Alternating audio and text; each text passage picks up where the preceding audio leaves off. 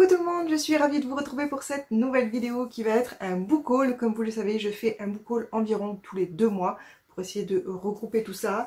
J'avais fait un petit mois de mai avec seulement 10 achats et en fait j'ai craqué mon slip en juin.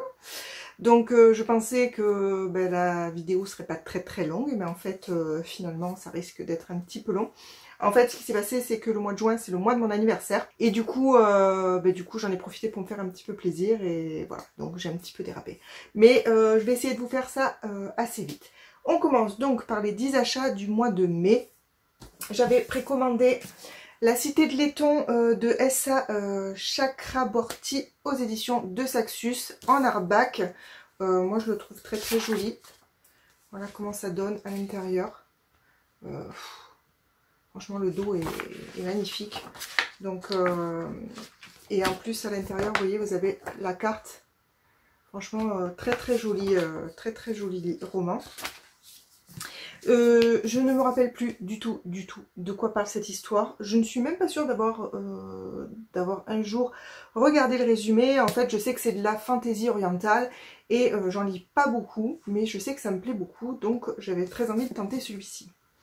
Ensuite, je me suis procuré La Carte des confins de Marie Ripelin aux éditions PKJ. Donc là, on suit deux jeunes gens, je ne sais plus les noms, Cali et Blake, qui partent sur un bateau pirate à la recherche de la carte des confins. Ils aimeraient trouver les confins et en retirer de la gloire, de l'argent et tout ça. Donc une histoire de piraterie et moi ça me branche à fond. Ensuite, je me suis procuré le premier tome de la saga Les enquêtes d'Anna Swensen de Johan Fluke. Le tome 1 s'appelle donc Meurtre et pépites de chocolat et c'est chez Le Cherche Midi. C'est un petit cozy mystery. Ah oui, un petit poil de chat. Un petit cozy mystery autour de la nourriture, donc qui donne faim et j'ai très envie de le découvrir.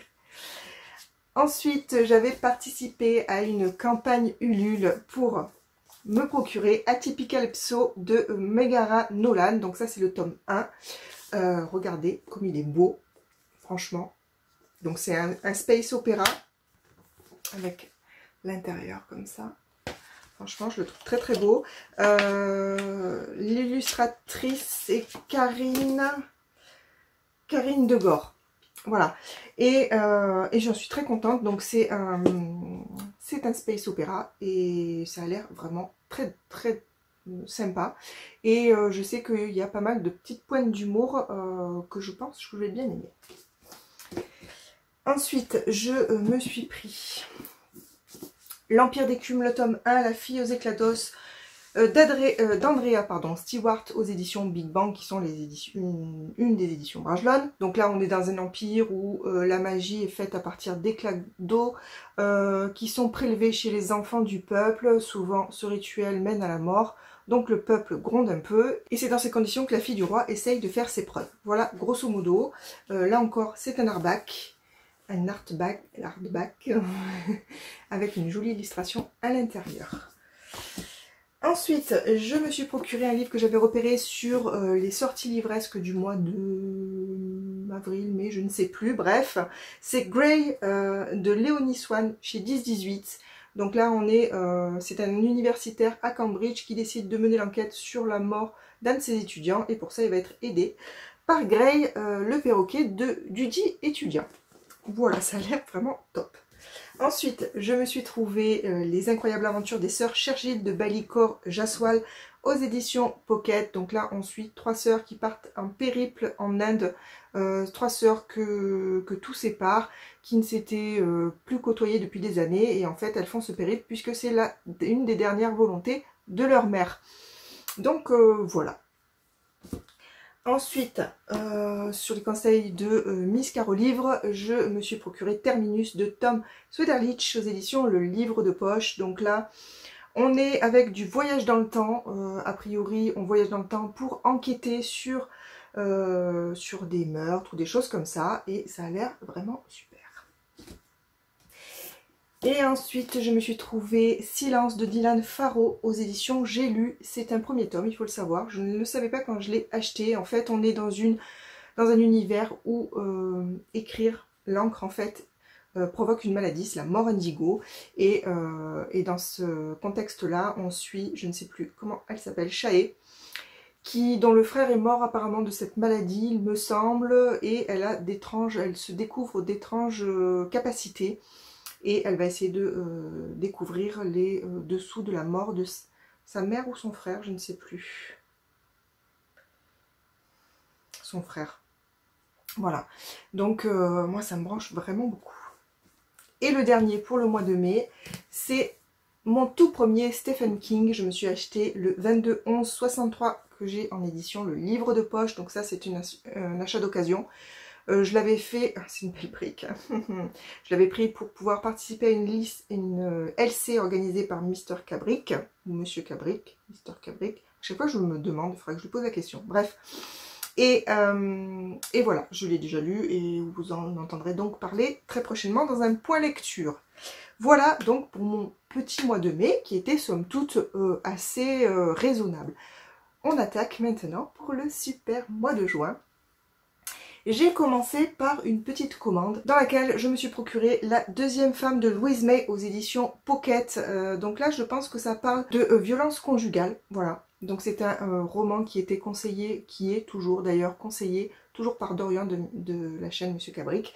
Et du coup, ben voilà, il m'avait donné envie de le découvrir. Ensuite, le compte Instagram de Gardien de la bibliothèque et ainsi que Armand's Around the Corner m'ont donné très envie de découvrir Morsure Magique, Les Quêtes Daniels, donc ça c'est le tome 1, Morsure Magique, de Ilona Andrews aux éditions Bookmark, c'est l'édition Infinity Collection Urban Fantasy.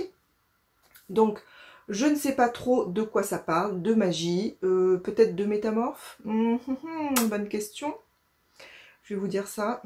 Mercenaires magiques, gna gna gna, des nécromants, des change-formes, voilà. Donc ça a l'air bien sympa. Ensuite, je n'ai pas pu résister aux jolies intégrales que faisait Brajlon pour ses 10 ans. 10 ans, je crois. Je ne sais plus, bref. Et je me suis procuré le Paris des Merveilles de Pierre Pével. Regardez-moi cette couve, je la trouve juste superbe. Et pour le prix, franchement, ça valait trop le coup. Ben, je sais pas, encore une fois, trop de quoi ça parle. De toute façon, comme d'habitude, je mets tout en barre d'infos pour que vous puissiez aller checker. Donc voilà. Ensuite, un roman que j'avais repéré à sa sortie grand format, qui est sorti en poche récemment, c'est Le jour où Kennedy n'est pas mort de R.J. Ellory, que j'ai trouvé en édition, le livre de poche. Donc ben là, c'est une uchronie, hein, si Kennedy n'était pas mort, je pense. Je ne me rappelle plus très bien. Comme ça faisait très longtemps qu'il était sur ma wishlist, enfin très longtemps, depuis sa sortie grand format, je relis pas en général quand je me les procure. Ensuite, je me suis procuré, puisque j'ai terminé le tome 2, le tome 3 et le tome 4 de la saga Accords corrompus de Kelly Sinclair aux éditions Bookmark Infinity dans la collection Onirique. Donc le tome 3 c'est Rêve de feu et le tome 4 c'est Rêve de liberté. Donc là c'est une saga que j'adore, que je lis en général en lecture commune avec Stéphanie de la chaîne Les Chroniques de Lully.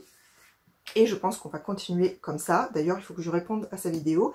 Bref, c'est une saga que j'aime beaucoup, fantasy, où on suit Olina qui est la Tatuma, donc elle doit succéder à la reine de Ozolis.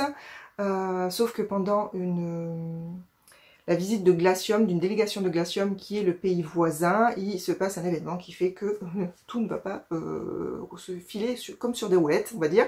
Et Olina, voilà, va se retrouver dans un périple dont elle ne s'attendait pas. Bref, c'est une saga que j'aime beaucoup, beaucoup et que je suis impatiente de continuer. Ensuite, ça aussi c'est un roman que j'ai depuis très très longtemps sur ma wishlist, et comme j'ai fait une commande Gibert, je l'ai trouvé en occasion, donc je me suis dit que c'était l'occasion, justement. Donc c'est Mousseline la sérieuse de Sylvie Hiver aux éditions Pocket. Donc ça parle de la vie de Marie-Antoinette, tout simplement. Donc un petit historique qui me fait de l'œil depuis un petit moment. Ensuite, donc à la base, la commande Gilbert Joseph, pardon, je l'avais passé parce que j'ai reçu une alerte pour celui-ci, Les Maîtres en les mineurs de Robert Jackson Bennett aux éditions Albin Michel Imaginaire. Je pense que tout le monde a entendu parler de ce roman. Il me faisait très très envie au vu de toutes les très bonnes critiques que j'ai entendues. Donc c'est un peu steampunk, un peu uchronie je crois. Non, fantasy, enfin bref, ça regroupe une magie un petit peu qui sort des sentiers battus.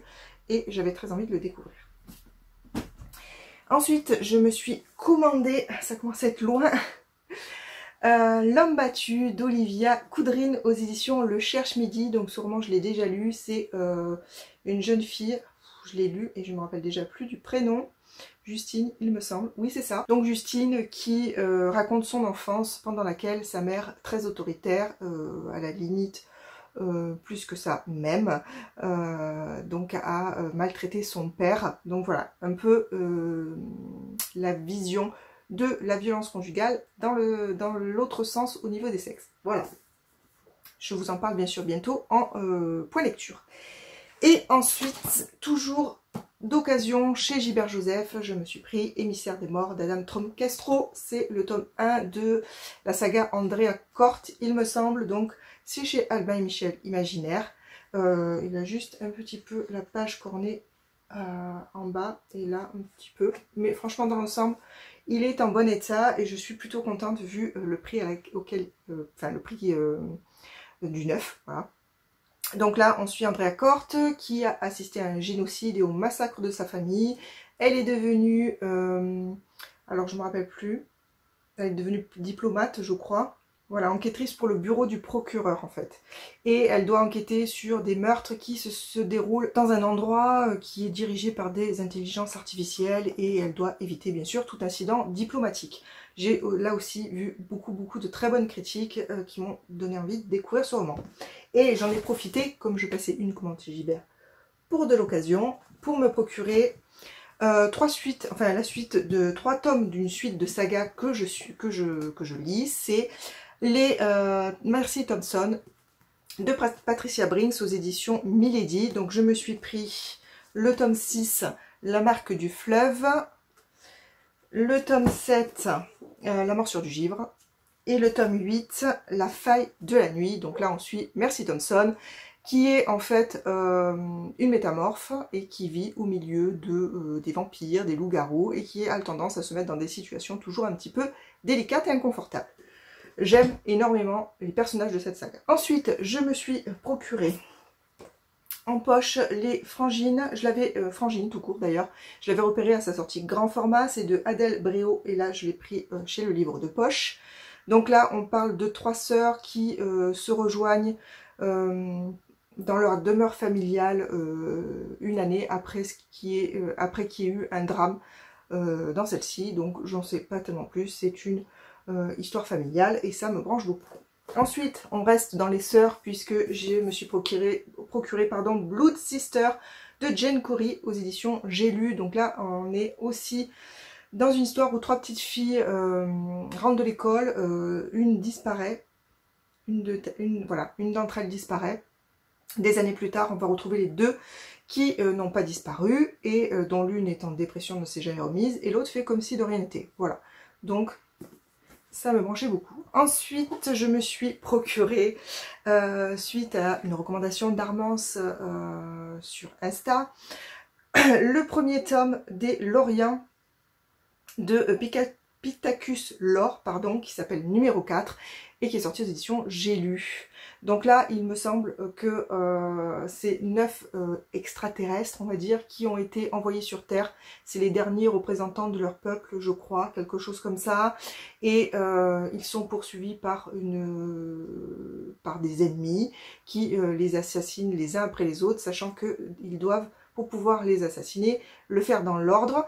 Et donc on en est au numéro 4 et on va suivre ce garçon dans sa tentative de survivre. Ensuite, conseillé par Steph de la chaîne Piketty Booking, je me suis procuré Les filles du manoir Foxcott d'Eve Chaz aux éditions Nil. Alors c'est double temporalité il me semble. J'ai eu du mal à le dire. On va suivre le couple qui récupère un bébé, qui découvre un bébé dans la forêt, qui décide de l'élever, et plus tard Sylvie qui décide d'essayer de découvrir les zones d'ombre de son passé. Voilà. Je sais pas trop, mais en tout cas, elle a l'air top. On arrive bientôt à la fin. Ensuite, je me suis procuré le tome 2 de la saga Les Enquêtes d'Anna Swensen de Johan Fluck. Celui-ci se nomme Meurtre et Charlotte aux fraises, chez Le Cherche-Midi. Donc, c'est pour continuer dans la série de l'autre que je m'étais procuré en mai. Et un roman que j'avais mis dans ma wishlist depuis sa sortie, et puis j'avais jamais franchi le pas, et finalement je l'ai trouvé, j'ai eu très envie de le découvrir, c'est Roule, le tome 1 d'Hélène Gouttelette aux éditions Bayard. Donc là on suit 3 jeunes filles qui sont appelées par le roi. Elles n'ont rien à voir, elles vivent chacune dans un coin de l'Empire. Et en fait, le roi va leur annoncer qu'elles sont les héritières du trône. Ces trois jeunes filles sont ses filles. Et qu'il va devoir choisir l'une d'entre elles pour lui succéder. Voilà. Donc, j'avais bien aimé le pitch de départ. Et enfin, mon chéri m'a offert pour mon anniversaire, du coup, comme je vous le disais, le tome 2 de Nevernight, les grands jeux de J. Christophe aux éditions de Saxus. J'ai lu très récemment le tome 1, j'ai beaucoup aimé, donc il me fallait bien sûr la suite pour pouvoir continuer l'aventure de Mia, qui dans le premier tome intègre une espèce d'école d'assassins, et en fait son but ultime c'est de venger sa famille qui a été assassinée. Voilà.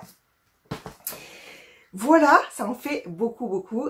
Et les 2 petits derniers que je ne vous ai pas présentés, ce sont des BD. Oui, cette fois-ci, je me suis procuré 2 BD que je vous avais présentés du coup dans les sorties livresques du mois de mai, je pense. Et puis j'ai craqué quand je suis allée dans la librairie spéciale Bulle, que j'ai dans la ville près de chez moi, bref. Et du coup, je me suis procuré le tome 1 du manoir Sheridan, la porte de GN de la Montagne. Alors je crois que son prénom c'est Jacques Lamontagne, et Mailly. Donc dans cette histoire, on suit un personnage qui, pour une raison que je ne me rappelle plus, se retrouve dans le manoir de Angus MacMahon. Et il va découvrir la sœur de ce personnage, ou la nièce, ou je ne sais plus, bref, dans une espèce de coma, et il va décider d'essayer de la réveiller. Enfin voilà, je ne sais pas trop, ça a l'air un petit peu sombre et très intriguant. Donc, et puis j'ai feuilleté un petit peu les planches et franchement ça me plaît vraiment pas mal du tout. Oups, je suis là, je sais pas si vous voyez, oui. Voilà. Et le deuxième que j'ai déjà lu d'ailleurs, c'est le tome 1 de Nécroman, le réveil de l'archimage d'Olivier Gay et Tina Valentino. Donc là, on suit un archimage qui est pas très doué. En fait, les archimages peuvent récupérer utiliser les capacités, les compétences de fantômes, enfin leurs capacités quand ils étaient vivants, par exemple. Le héros, dont je ne me rappelle plus le nom, Archer, je crois, Archie. Bref, a dans ses fantômes une danseuse du ventre, un guerrier qui est mort trop tôt pour devenir vraiment efficace, et un interprète mais qui est en fait pas très doué. Bref, on va dire que c'est pas un archimage très doué. D'autres peuvent l'être beaucoup plus et du coup avoir des personnages, des fantômes avec des capacités bien plus intéressantes. Bref, je ne vais pas vous raconter tout ça, je vous le ferai en point lecture. En tout cas, il est contraint d'essayer de sauver sa sœur et que du coup, bien sûr, d'essayer d'être un petit peu plus efficace que d'habitude. Voilà, en gros, l'histoire, c'est très drôle et je vous en reparle du coup bientôt. Voilà, c'est tout pour cette fois-ci. J'espère que ça n'aura pas été trop long, parce qu'effectivement, il y en avait vraiment beaucoup. J'ai un peu explosé mon quota habituel, puisque normalement, c'est une dizaine, comme je vous l'avais déjà dit, si jamais vous avez suivi, bref. Et ben voilà, hein, c'est tout. Hein. C'était le mois de mon anniversaire, j'en ai profité, c'est pas grave. Je pense qu'en été, je vais faire moins d'achats, donc ça tombe bien, j'aurai de quoi faire. Voilà, n'hésitez pas à venir me dire si ces romans vous intéressent, si vous les avez lus, ce que vous en avez pensé, enfin comme d'habitude, vous le savez. N'hésitez pas aussi à me mettre un petit pouce en l'air si ça vous a plu, et à vous abonner si ce n'est pas déjà fait. Sur ce, je vous souhaite de passer une très bonne journée, et je vous dis à très bientôt pour une prochaine vidéo. Bye bye!